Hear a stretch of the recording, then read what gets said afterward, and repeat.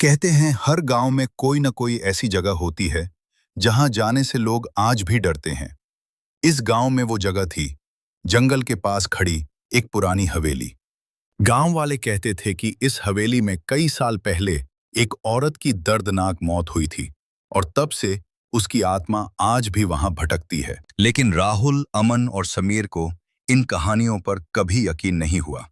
उन्हें लगा कि ये सब बस लोगों को डराने की बातें हैं। एक रात तीनों दोस्तों ने फैसला किया कि आज वो उस हवेली के अंदर जाकर सच का पता लगाएंगे। जैसे ही उन्होंने हवेली का पुराना गेट खोला, अचानक ठंडी हवा का तेज झोंका उनके सामने से गुजरा। हवेली के अंदर अजीब सी खामोशी थी, जैसे यहाँ सालों से कोई इंसान आया ही न हो। दीवारों पर जाले लगे थे, फर्नीचर टूट चुका था और पूरा माहौल डर से भरा हुआ था। लेकिन जैसे जैसे वो अंदर बढ़ते गए, उन्हें अजीब सा एहसास होने लगा, जैसे कोई उन्हें देख रहा हो। तभी अचानक ऊपर से किसी औरत के रोने की हल्की आवाज सुनाई दी। तीनों दोस्तों के कदम अब धीरे हो चुके थे, लेकिन अब वो पीछे भी नहीं लौट सकते थे। ऊपर का गलियारा और भी ज्यादा डरावना था।